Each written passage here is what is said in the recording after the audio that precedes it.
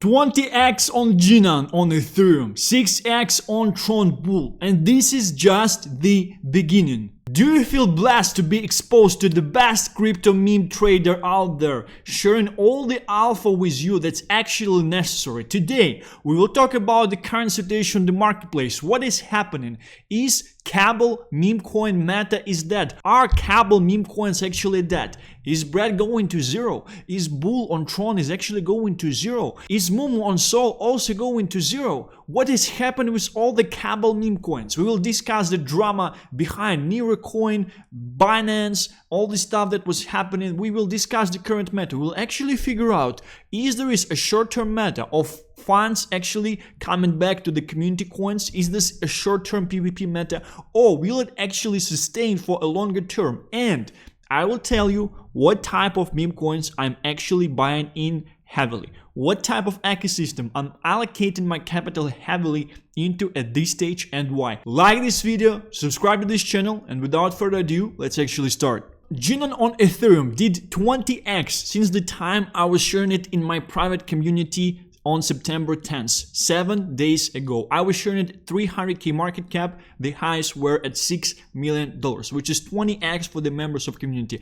I do honestly believe that there is a chance that this thing will actually continue to surge up from here. I own a nice percentage of supply. I just took my initials out and some more, even less than 2x, and I will just continue to hold, as I believe that the narrative for this thing is very, very interesting one. Same thing happened with T-Bull. T-Bull, I was sharing to you 8 days ago at $2.5 million market cap. The highs were at $15 million market cap just recently. Right now it's correcting a little bit, but it's a proper 5 to 6x if you actually held it from that time.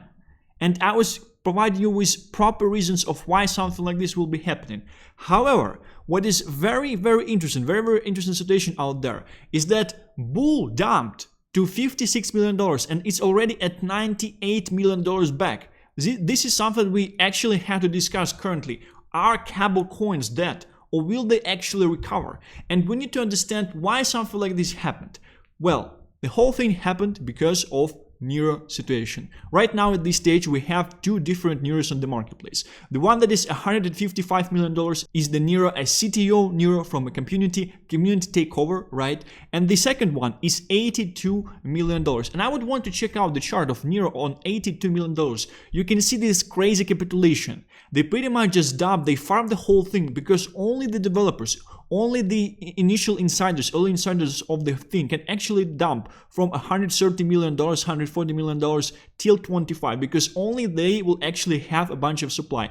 And I do think the reason why this happened is that they actually knew that they will get Binance Perpetuals listings. I do think that they were planning for it. That's why they dumped the whole thing, and then they longed the whole thing on other exchanges, and they made a bunch of money on this 6x movement. This is something that they've done. I think Binance actually became a bit angry. So what Binance did, they essentially decided to spot list a different Nero token, community owned Nero token, which went from $15 million to $150 million. This is crazy. This is precedent. Something like this never happened. 15 million meme coin never listed on spot previously on Binance. This is just crazy. And the narrative for this meme coin is that this is Doge's brother. It's like such a nice narrative to actually shovel it into the throats of retail once they will be coming back. At the same time, the first Nero, the Cabal Nero, right, on Ethereum, they did not also delist it from perpetuals on Binance, despite the fact there was a bunch of FUD happening on Twitter yesterday that it will actually get delisted from perpetuals on Binance as well. So the situation that we have, because there was some information shared, some secret type of communications on some WeChat, like Chinese stuff, and the rumor is that Justin Sun actually helped to push this Nero, and some high-end whales, they actually helped to push this Nero, because we have to understand there are levels to the Cabal, right? Largest cabal are the exchanges. Largest cabal are people like Justin Sun. They have infinite amount of money.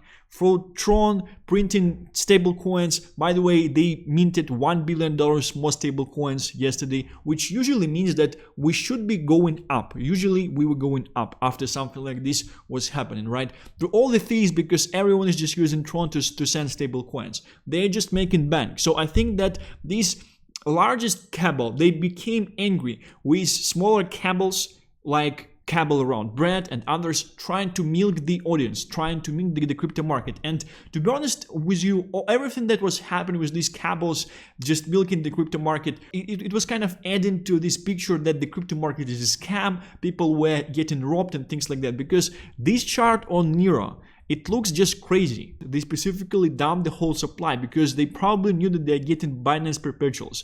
And on the lows, they themselves long the whole thing. That's why Binance essentially became quite angry with them and they decided to spot a different CTO token. This is just so crazy. And essentially the result of everything happening, cabal tokens started to dump. Bull, for example, at the same time, Bull already recovered 70% from the dump. Essentially the rumor on the street was that Justin Sun started to support like community tokens and things like that, but we're seeing what is happening. People pumped to $15 million and they're dumping it already. It's crazy. They're dumping this thing already from 15 million to 9 million. They probably, to be honest, repositioning back into Bull, which is crazy. And probably for default investors on the marketplace, like they would understand, because it's a very huge question. Who can actually be better? Cabal that sniped all the supply, controls all the supply and is farming actively to have money for the exchanges and KOLs and different activities, or a CTO? Cabal, I would say, would always be stronger than a CTO, unfortunately. They almost have an infinite amount of money if the token is going up. They can share the supply with influencers. They can form treasuries. They control the supply. Let me tell you what was happening. This thing pumped this hard initially to $300 million. What was happening here is that they were farming the whole supply. They were forming a treasury, selling themselves, selling the supply that they have. They essentially started to buy out, probably somewhere at this stage, right? They tried to form the bottom, and here they probably bought up a bunch of supply themselves as well, because through all this farming, they essentially were able to form a nice treasury to manipulate the price chart of this token, which means that moving further, they will probably be able to do the same thing.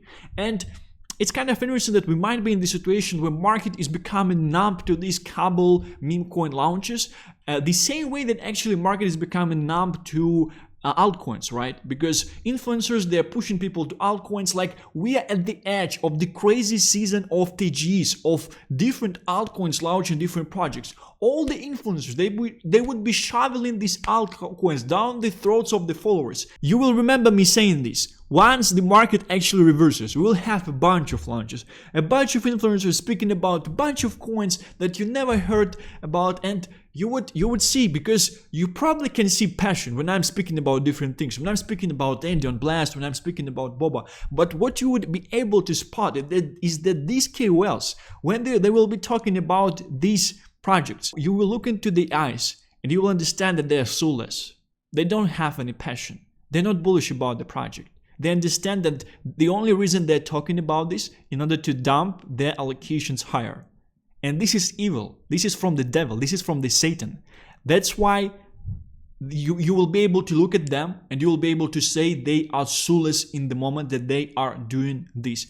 This will be happening. I would probably just be showing and repeating this part of this video many times. In the upcoming Q4, Q1 of 2025, I would be showing this fragment of this video many times, so you would actually understand what is happening on the market and how this market works.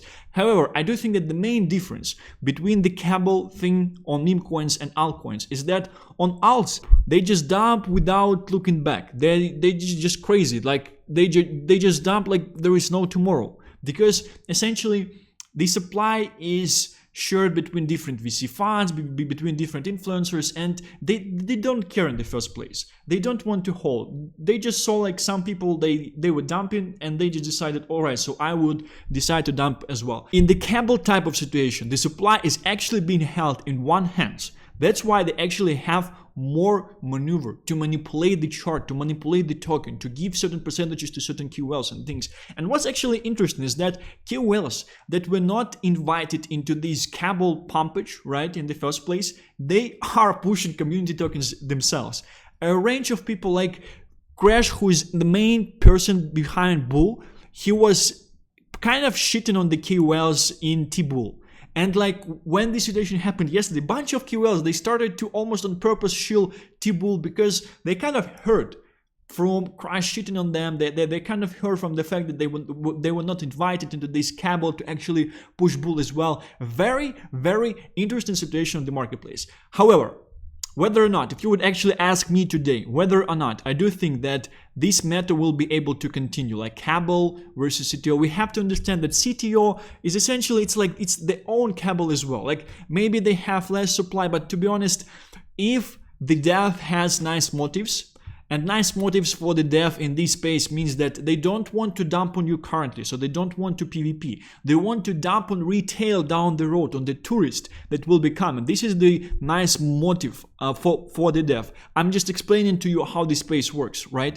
If they have nice motive, cabal thinks they tend to work better, right? Because they can do so much with the supply. All the supply, like 80% plus sniped, all these wallets, they have hundreds of thousands of dollars. They can infinitely be farming it into the chart. CTO, maybe they have 5%, maybe they have 10%, maybe they have 15%, maybe they have 10%. Still, they don't have 80+%. They do not have the option to just farm this thing infinitely and infinitely find new money for exchanges, for different activities, for KOLs. So they're kind of thinking more short term. They're thinking how can I dump to actually get some money from the allocation I actually was able to scoop up at the bottom. So I would say my bet is that the current meta of returning from cabal coins into community coins is actually a short-term PvP meta. It was designed specifically as a short-term PvP meta it's kind of like a PSYOP. It's a PSYOP to essentially get money from people, because a range of people that were actually able to get a nice entry on Bull, they sold. Through this dip, they actually sold. Currently, they will be waking up and seeing that, all right, this thing went to 50 million, it's already 100 million back. And maybe they will be re-entering using FOMO, right? Unfortunately, acquiring a smaller percentage of supply eventually. I don't think that this thing will be going to zero just through the way like this is set up. Like they hold most of the supply. Who can send it to zero? No one except them, right?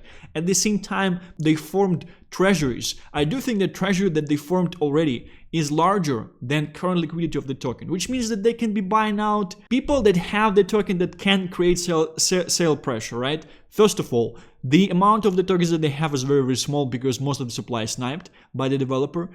And secondly, they can dump only like $1.3 million of liquidity.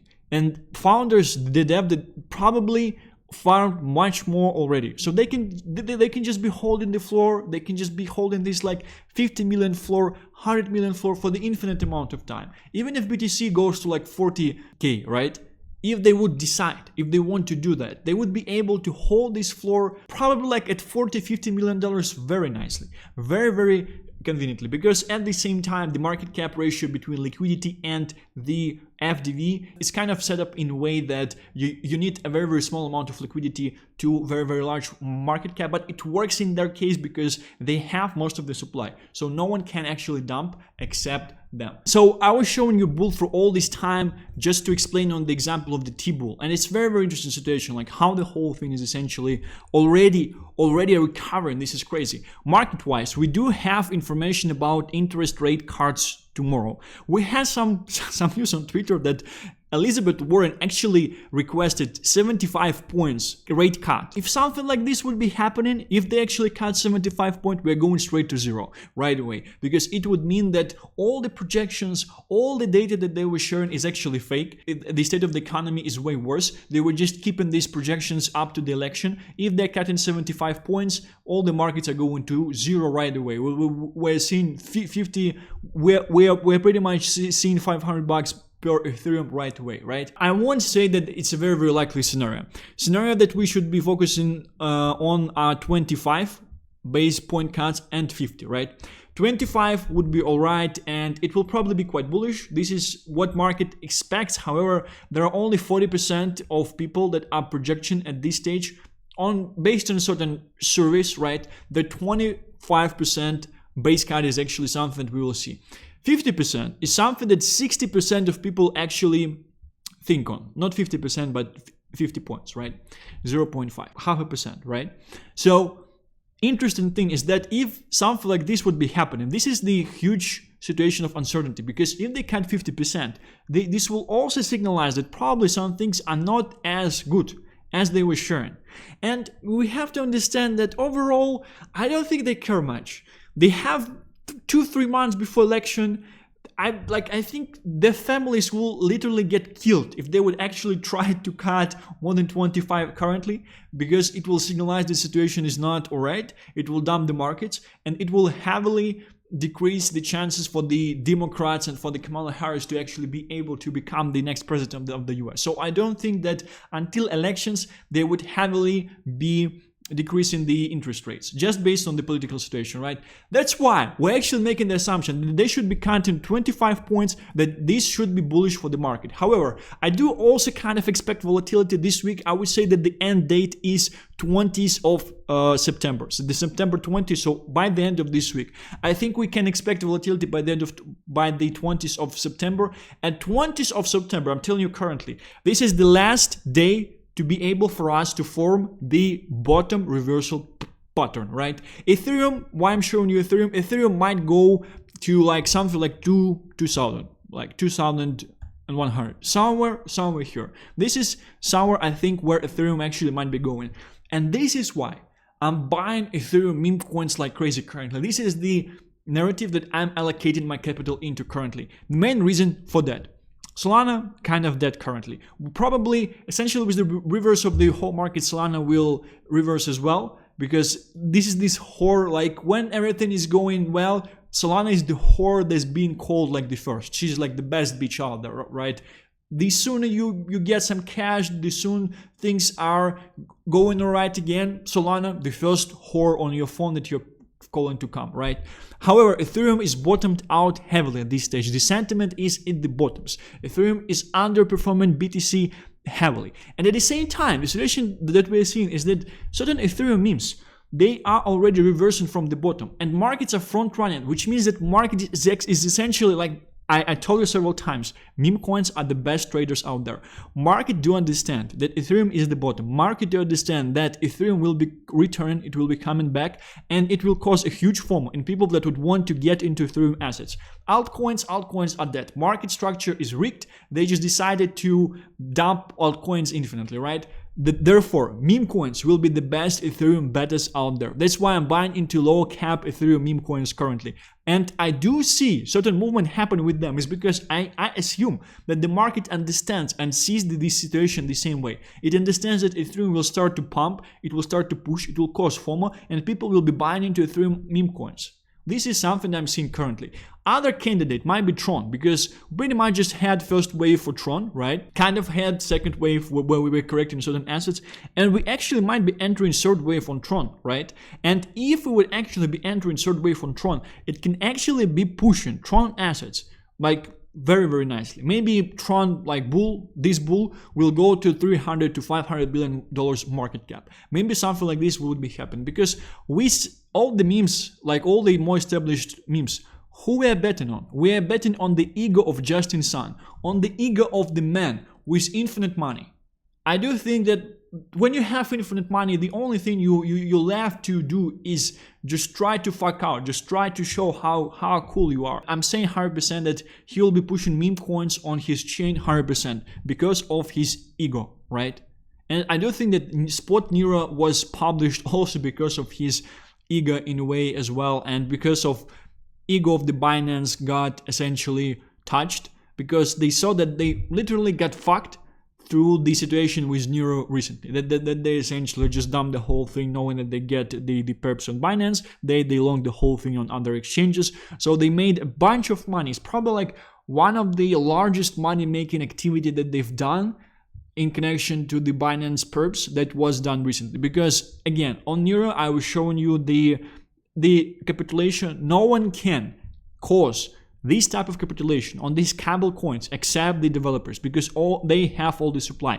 No one else actually have all the supply. They even make it in a way that the supply that is in liquidity pools is very, very low. So when they share these coins with the world, the supply liquidity pools is very, very low, so they pump up heavily. So this is my overview. This is my situation at this stage.